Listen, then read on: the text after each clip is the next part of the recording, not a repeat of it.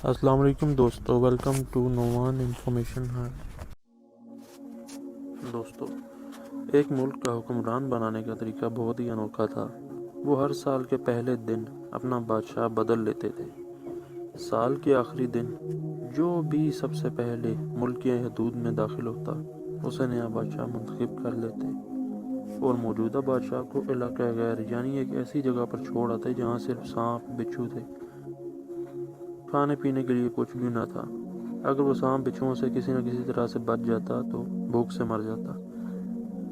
کتنے ہی بادشاہ ایسے ہی 1 سال کی بادشاہی کے بعد اس علاقہ غیر میں جا کر مر کھپ گئے۔ اس دفعہ شہر میں داخل ہونے والا نوجوان کسی دور دراز علاقے کا لگ رہا تھا۔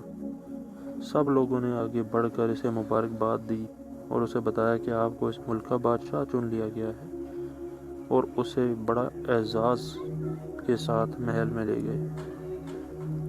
وہ حیران بھی ہوا اور بہت خوش بھی۔ تخت پر بیٹھتے ہی اس نے پوچھا کہ مجھ سے پہلے والے بادشاہ کہاں ہیں؟ تو درباریوں نے اسے ملک کے قانون کے بارے میں بتایا کہ ہر بادشاہ کو سال بعد جنگل میں چھوڑ دیا جاتا ہے اور نیا بادشاہ چن لیا جاتا ہے۔ یہ سنتے ہی وہ ایک دفعہ تو پریشان ہوا، لیکن پھر اس نے اپنی عقل کو استعمال کرتے ہوئے کہا کہ مجھے اس جگہ لے کر چلو جہاں تمام بادشاہوں کو چھوڑ کر آتے ہو۔ درباریوں نے سپاہیوں کو ساتھ لیا اور بادشاہ سلامت کو وہ جگہ دکھانے جنگل میں لے گئے۔ بادشاہ نے اچھی طرح اس جگہ کا جائزہ لیا اور واپس آ گیا۔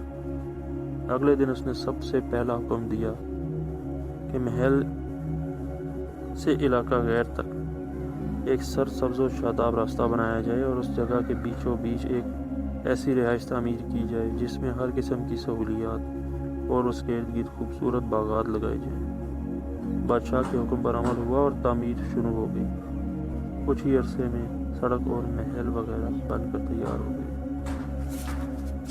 1 سال کے پورے ہوتے ہی بادشاہ نے درباریوں سے کہا کہ اب اپنی رسم پوری کرو اور مجھے وہاں چھوڑو جہاں مجھ سے پہلے بادشاہوں کو چھوڑ کر آتے تھے۔ درباریوں نے کہا کہ بادشاہ سلامت، اس سال سے یہ رسم ختم ہو گئی ہے کیونکہ ہمیں عقل مند بادشاہ مل گیا ہے۔ وہاں تو ہم ان بے وقوفوں کو چھوڑ کر آتے تھے جو 1 سال کی بادشاہی کے مزے میں باقی زندگی کو بھول جاتے تھے اور اپنے لیے کوئی انتظام نہ کرتے تھے، لیکن آپ نے عقل مندی کا مظاہرہ کیا ہے کیونکہ آپ نے آنے والے وقت کا خیال رکھا اور عمدہ بندوبست فرما لیا۔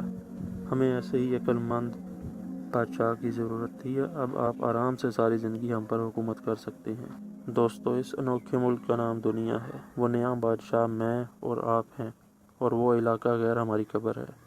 اب آپ خود فیصلہ کر لیجئے کہ کچھ دن بعد ہمیں بھی یہ دنیا والے ایک ایسی جگہ چھوڑ کر آئیں گے، تو کیا ہم نے عقل مندی کا مظاہرہ کرتے ہوئے وہاں اپنا محل اور باغات تیار کر لیے ہیں، یا بے وقوف بن کر اسی چند روزہ زندگی کے مزوں میں لگے ہوئے ہیں اور دنیاوی زندگی کی ایک مخصوص مدت شاہی انداز سے گزار کر ضائع کر رہے ہیں؟ ذرا سوچئے۔